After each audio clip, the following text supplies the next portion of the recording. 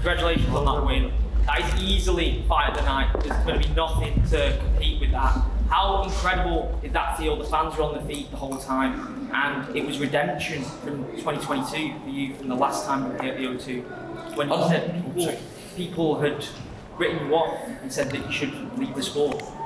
Yeah, Axel was a dangerous opponent. Like, we was rumoured we was going to get a top 15, it was rumoured there was going to be a gatekeeper, it was rumoured so many different things, and then we got offered Axel SOLØ, who also debuted in Paris when I fought. And obviously Axel was undefeated, he was a massive prospect going into it, he beat a good friend of mine in Rhys McGee. So I knew from the start this was a tough test. Like, every way the fight went, he was dangerous. And so many people said I needed to take him down and wrestle him, but I just like fights. And for me, I just wanted to go out there and I just wanted to beat Axel SOLØ. I didn't want the bonus, it wasn't my priority. All that mattered was getting that win, securing my 3rd fight under the UFC banner back, securing my 7-fight win streak, and securing my foundations. My foundations are now set. I more than deserve to be in the UFC. My name is set in stone. Now, all that's left for me is to shoot for that top 15 fight. So, we're going away in May. I'm going to take a little break. We're going to work on a lot of things.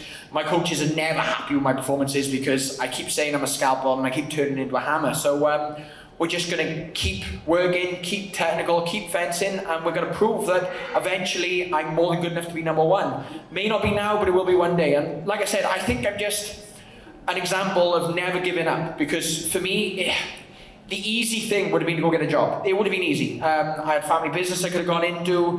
I could have gone and done more with school. Like, my girlfriend's got degrees on top of degrees. My family's got degrees.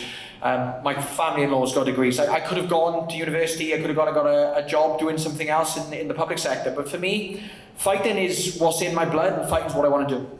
Is it emotional when you put it like that compared to the way you were feeling in 2022? The fans were on their feet the whole time. They were cheering every time you were landing a punch, every time you were landing a kick. It felt like a real star-making performance for you, which is crazy considering you've been in the game for so long. For me, there's 3 boys in my corner and there's some more boys back home, and they've had my back since day one. I remember sitting down in my coach's office after the whole thing with London because I was in a mess. And my one coach said to me, he said, look, I think you need to go somewhere else and work with someone else. I don't think I can give you what you need. And I said to him, and I was in tears at the time, I said, please just stick with me. I said, as long as you boys are in my corner, I said, I'll go through anything. And they've stuck by me since then, and I can't thank the boys enough. And we call London my tribulation. I call it my tribulation. For me, it was the hardest part so far of my life. Things can always get worse. But for me, I'm just going to keep pushing and keep chipping away. And as long as those boys are there for me, I'll give them as much as they give me, and I couldn't ask for anyone else to stand by me and help me reach the top. Congratulations. Thank you. Just ready. Congratulations, Mason. It was an amazing win against, as you said, a very good fighter. My question for the French audience: you feel seems very respectful at the end of the fight. Can you tell us what you told each other at the end of the fight in the cage? It was, I said to Axel, I said about how tough he was and how good he was, and when they offered me the name Axel SOLØ, straight away I thought, oh, he's rangy, he's dangerous, he's southpaw, he's long. They're things that are not fun to deal with. Like, I like short guys who come for a fight because they're always going to be in front of you.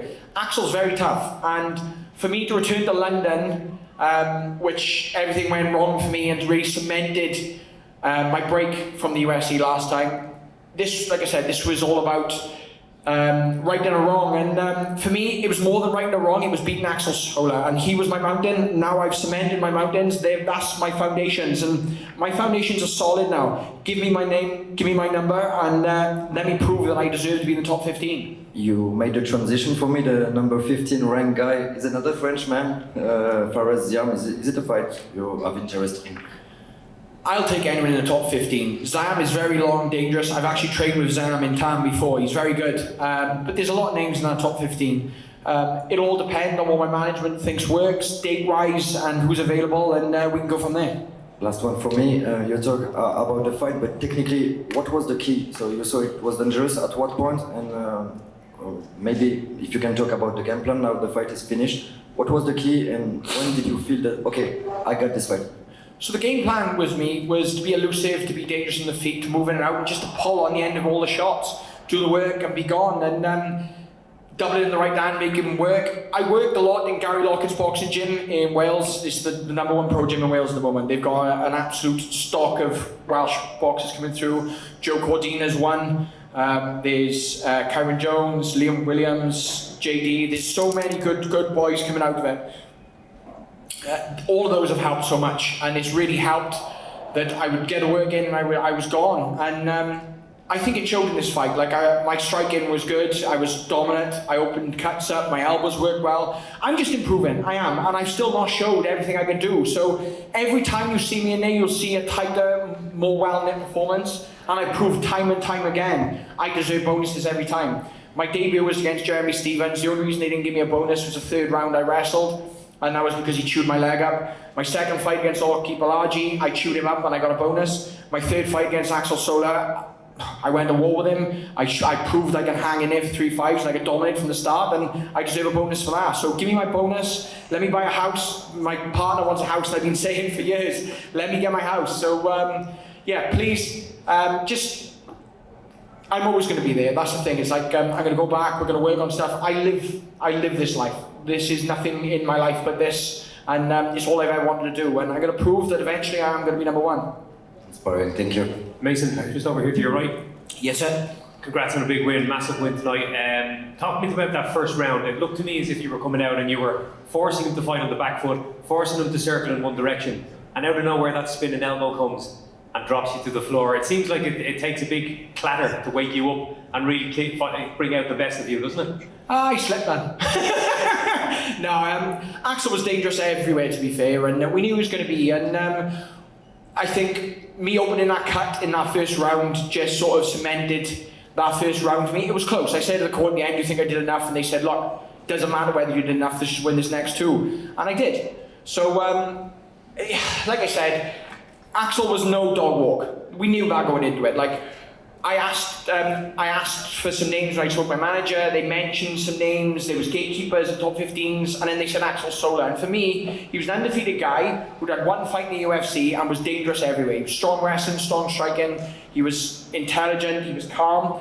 They're not what you want in fighters. Like, I want someone who's going to come rushing at me and walk on the shots left, right, and centre. But I proved I am wise, I'm intelligent, I'm dangerous, and I can open people up and I can beat people. And these wins are just going to get better. Congrats, man. Thank you. Here, Mason, first of all, congratulations on your victory. An absolute slugfest, an amazing fight. Do you think that if you keep giving us this type of performance, you can become worldwide a fan favorite in the UFC? I think if you look at my performances now to what I was on the first stint, you'll see a massive improvement. If you look at my performance here against Jeremy Stevens, you'll see an improvement, and you're just going to keep seeing improvements.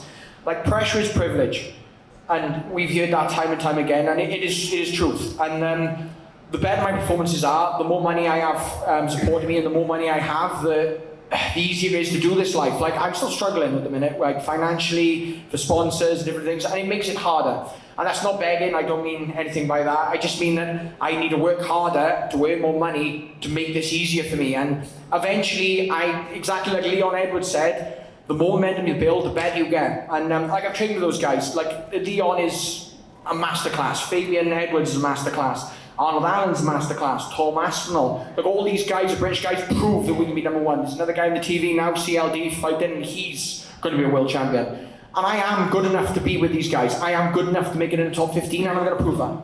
100%, and you deserve the bonus as well. I think that you deserve the fight of the night. 7 wins streak, 3 wins streak in the UFC. Do you feel that you're at the best point of your career, even though you have room still for improvement? So far, yes, 100%. And I think that performance respects it. Like, there's still gaps. There's always going to be gaps. And there's always going to be people who are there who are saying I get hit too much and different things. But you're going to see a more elusive guy every single time. Thank you so much, sir. Thank you. Mason, to your right. You've said in the media day, you don't want to be known for having a good chin, you want to show more technical side of yourself, but you find yourself in another dog fight. It feels like what is it about your fights you end up just being these slugfests and putting on fight nights each time? I just like fighting people. Like I said this from the start, I'm not a guy who wants to be a martial artist, I'm not the guy who wants to be the athlete, I'm the guy who likes the violence. And just like fighting people. And Axel wanted a fight, I took it to him. The spinning elbow was nice. I wasn't at any time compromised. There wasn't any time I felt like I was in danger. It just felt more so that Axel SOLØ was very good at doing what Axel SOLØ does. And I proved I'm better than him. I opened him up, and there was fear in his eyes at the end of the first round. There was fear in his eyes all the way through to the end. So you're going to see a better guy every single time, and my coach is going to keep working with me, and we're going to keep getting better.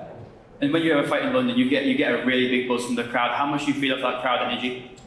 To be fair, I don't really see so much of the crowd. Like, I fought in Des Moines and the crowd was that loud I couldn't hear my coaches. I fought in Paris and the Paris crowd wasn't that loud, which, considering I fought a guy who trained out of Paris, I wanted to hear him. The London crowd, we heard him a lot through bits. They weren't as loud as the Des Moines crowd. So hopefully next time I fight in front of a UK crowd, they're going to go electric, because I turn up and perform for the crowd every time, and I like hearing the crowd behind me. The louder they cheer, the more violence I put out. And last one from me. I know you're not the type of guy to do call-outs, but who in the top 15 would think you give the most entertaining match for yourself? I wanted to fight Dariush. Dariush is booked. I wanted to fight Michael Chandler, and Michael Chandler's booked. So, to be fair, I'm going to go back. I'm going to wait for my manager to book something. We've got some trips booked up, and I'm going to take a little bit of a break because I've been pushing since my fight in Paris last year. 6 months of churning through training camps, turning up for 6 days a week, and training to the bone. So, I'm happy to recover, to hear from my management, and see what's next. Thanks, Mason. Thank you. Mate, huge congratulations. How does it feel? Did you feel like you were just getting stronger and stronger as you go through the fight? My favourite two journalists in the room. Nice to hear a Welsh accent. No, honestly, that crowd was electric. Like I said, I love nothing more than to turn up for a home crowd, and for me, I don't know, that was my toughest test to date. Like, the guy was 6'2", rangy, and very difficult on the feet. Like, you saw what he did to Reese, you saw what he's done in his previous fights. He was undefeated for a reason, and I just think I'm just showing that I'm improving every time, and I'm showing that no matter who you put me against, I'll just step up and beat them. I know, how important was that preparation? I know you did a lot of sparring with Kyron Jones, with Gary. You know, how important was that? He's a southpaw, long as well. How did that help you? Massively. Like, to be fair, the two areas we worried most against Axel SOLØ was in the long range and in the very close range, which is really weird considering he's got such a tall build.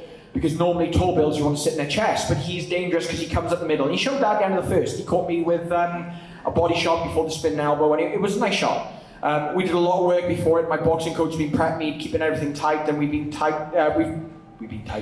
working a lot on moving in and out. And sparring with Kyron Jones and the guys in Gary Lockett's gym has been keystone. They help more than anything else. And having my boxing coach there walking me through it just cemented what is a solid win.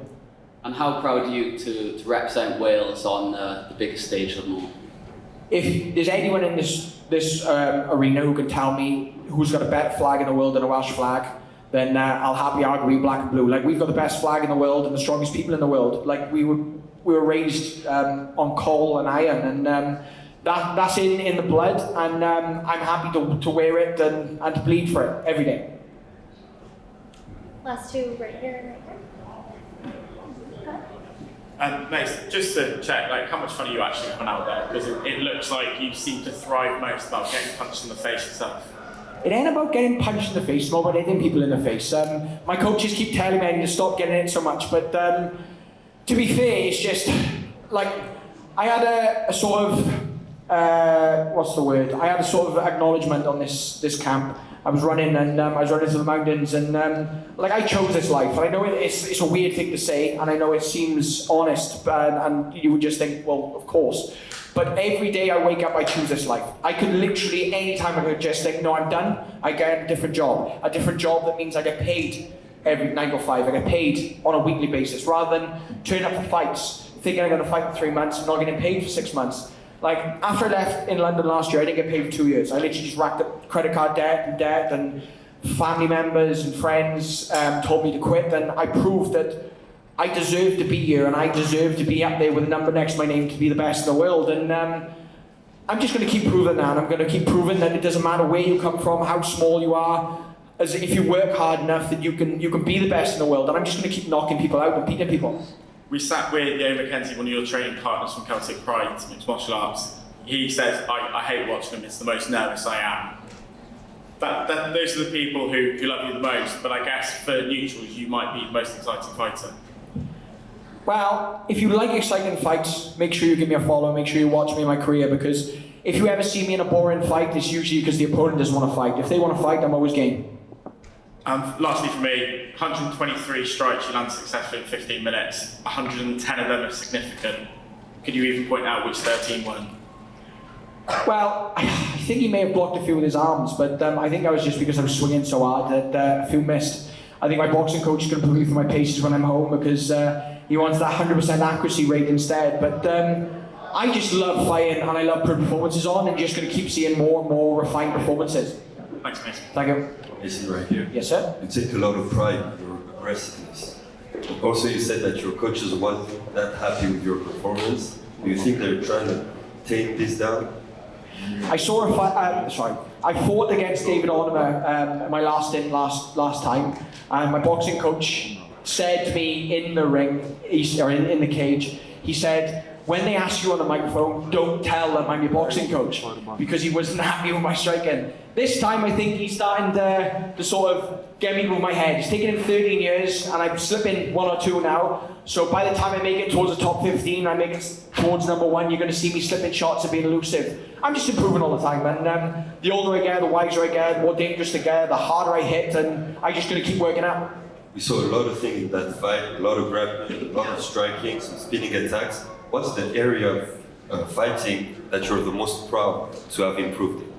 Most proud to have improved, I think, is my mentality. I'm very patient now. Before, especially when I fought in London last time, the second round, because the first round was so close, I went barreling in the second, like a ball in front of a red flag, and I walked in some strikes. You don't see that so much now. I'm more refined, I'm more patient, and more technical, and I'm just going to keep turning into more and more of a razor instead of a hammer, and I'm just going to keep cutting people to pieces. Last question. I know we're in London, you fought in Paris too. Can you tell us what's the craziest crowd between the two? Des Moines, Iowa. Des Moines, Iowa was the craziest crowd I've ever been in front. I know that wasn't part of the question, but London was electric. Paris disappointed me. I went to Paris before to watch Bellator, sorry, I can't say that, to watch a different organisation's show, and it was electric. They literally blew the roof off with the support. When I walked out, I just don't think they wanted me to fight. I've seen Paris crowds go crazy. They've been the loudest things I've ever heard. When I fought in Paris, I was a bit disappointed. London was crazy from start to finish, but then that's a home crowd. I would have liked it if Paris boomed me a little bit more. But to be fair, I've got so many French fans and so many French friends, and it's always electric to fight in Paris. So next time I'm in Paris fighting, I want to hear the crowd rip the roof off. We'll be there. Thank you. Thank you, Mason. Congratulations, Mason. Thank you. How close did you think you were to finishing him when you were landing those knees? Honestly, Axel was so tough from start to finish. Like, I would have loved to have finished him early, but he just stands in there, and he's an absolute savage, an absolute warrior, and I thought I could get it done. I always try to get it done, but he refused to give up, and that just made it more fun. I always look for the finish. I always do what I can to finish, and unfortunately I couldn't quite get there. Last one from me. You spoke about your journey and your struggle and everything. What would be your message to any up-and-coming fighters coming out of Wales?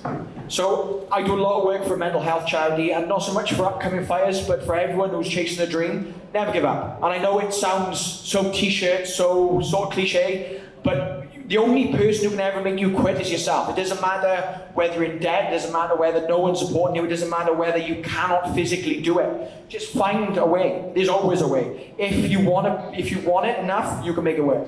Thank you. Thank you. Thank you, guys. Appreciate it. Thank you for the support.